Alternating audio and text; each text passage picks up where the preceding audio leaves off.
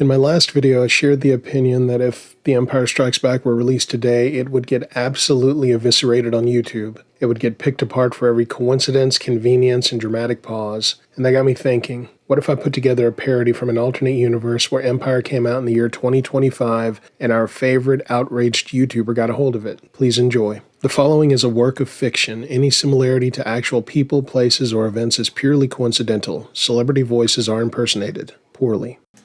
I wanted to review a movie that's dark, complex, character-driven, mature, emotionally resonant, deeper than the original, and one of the greatest sequels ever made. Instead, I'll be reviewing The Empire Strikes Back, a film filled with conveniences, coincidences, forced drama, tactical idiocy, emotionless romance, contrived plot twists, and characters who survive purely because the script needs them to. So strap in, dear viewer, we've got ourselves another galaxy-sized load of cinematic nonsense to wade through. This one's called The Empire Strikes Back, which sounds like a title scribbled on a napkin after 2 drinks and 0 effort. But titles aside, let's talk about what this film actually is. 2 hours of plot holes, forced drama, and tactical incompetence that masquerades as a space opera. You want logic, coherent storytelling, real character development, you came to the wrong planet. We start with snow. Lots of snow. The movie opens on an ice planet. Because snow looks dramatic, I guess, the rebels are hiding from the most powerful military in the galaxy, and they choose a location where everything freezes solid in 5 minutes, wild animals attack you in your sleep, and there's no actual infrastructure, no supplies, no logical defense strategy, just frostbite and idiocy. Not a great plan.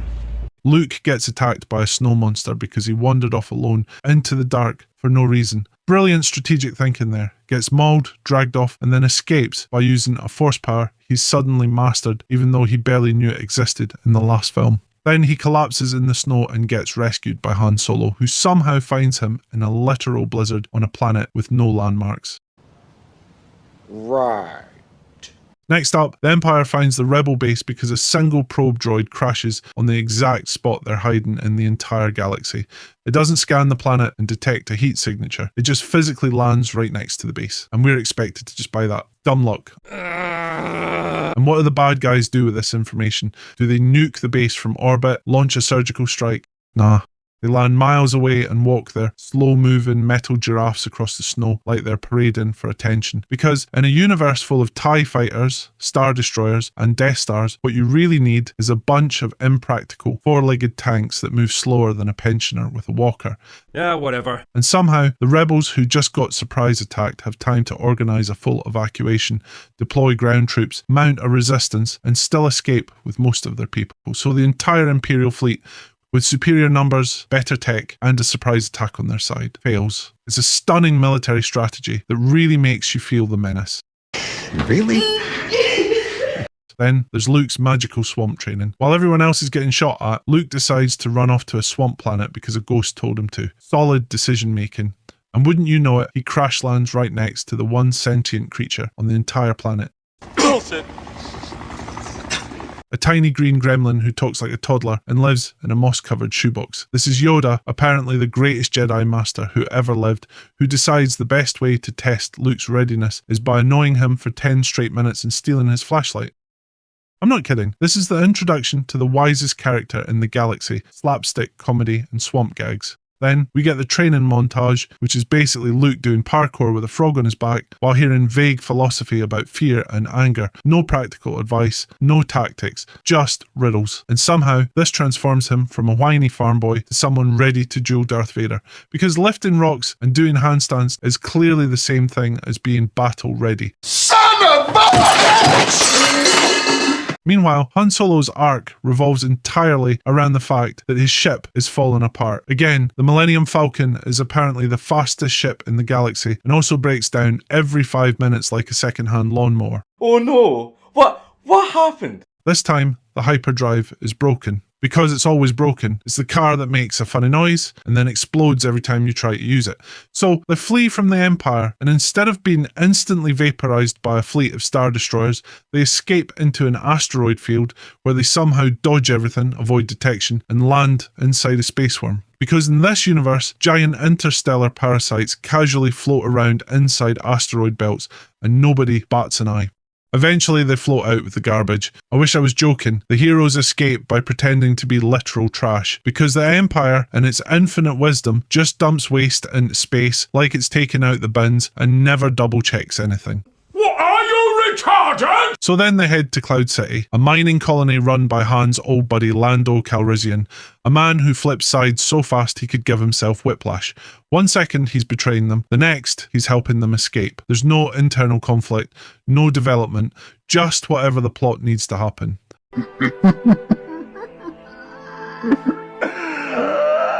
And speaking of convenience, Darth Vader somehow arrives at Cloud City before the Falcon, despite leaving after them, and manages to set an entire trap in record time. Right. Also, Boba Fett is there, the feared bounty hunter who does absolutely nothing except stand in a hallway and look cool. That's his job. He's a piece of furniture with a helmet, the least threatening professional in the galaxy. While all of this is going on, Luke somehow senses danger and abandons his training, despite literally every warning he's received. He shows up to fight Vader with all the tactical skill of a toddler with a glow stick, and surprise, he gets absolutely wrecked. The lightsaber duel is mostly Vader playing with his food. And then, the movie's big twist. Vader tells Luke he's his father. Oh man. Oh God. Oh man. No setup, no clues. No logic. Just drop the bomb because it sounds dramatic. That's not a character reveal. That's a soap opera twist. And what does Luke do with this information? He immediately attempts suicide. That's our hero, folks. So Luke falls down a shaft and lands on a weather vane. Not a platform, not a ship, a weather vane, like a cartoon character falling into a hay bale. And his friends just happen to be flying underneath at that exact moment to catch him. No tracking, no signal, just pure, unfiltered coincidence. It's like the entire plot is a series of lucky accidents stitched together with chewing gum and duct tape. Oh, and let's not forget the forced romance between Han and Leia. They go from mutual annoyance to full-on passionate smooching in a hallway while evading death. It feels like desperation. The film is practically yelling, they have to be in love now, even though they've spent most of the film arguing like siblings and have all the romantic energy of a dentist appointment. And then there's the ending. Zero resolution, all drama. We end on the heroes floating in space with a robot hand, a missing pilot, and a vague plan to go rescue someone. It felt more like a mid-season finale than a conclusion. Nothing is resolved, no arcs are completed, just a big commercial for the next installment. You've got character arcs that go nowhere.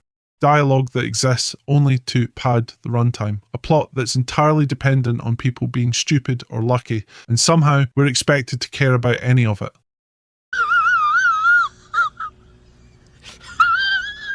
Let's sum this up, shall we?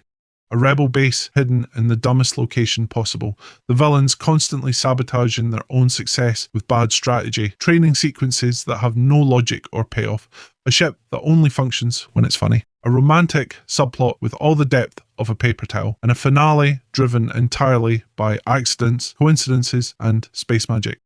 The only consistent thing in this film is that nobody learns anything, nobody plans anything, and everything happens because the script said so. It's a narrative mess of melodrama, nonsense, and convenience tied up in a shiny sci-fi wrapper. And the worst part, I think it's profound, like it's making some big statement about destiny and darkness and legacy, but really, it's just 2 hours of characters stumbling into situations they're too dumb to understand, too stubborn to avoid, and too lucky to die from. So if you're looking for tight plotting, intelligent writing, and satisfying arcs, this isn't the film you're looking for. Anyway, that's all I've got for today. Go away now. And so concludes our journey through a galaxy not so far away, where plot armor is thick, characters are lucky, and sacred cows are ground into content. You've just experienced The Empire Strikes Back as seen through the eyes of outrage. Anyway, that's it. Am I right? Am I wrong? Let me know all the reasons I'm an idiot in the comments. Like, share, subscribe, click notifications, and I will see you next time.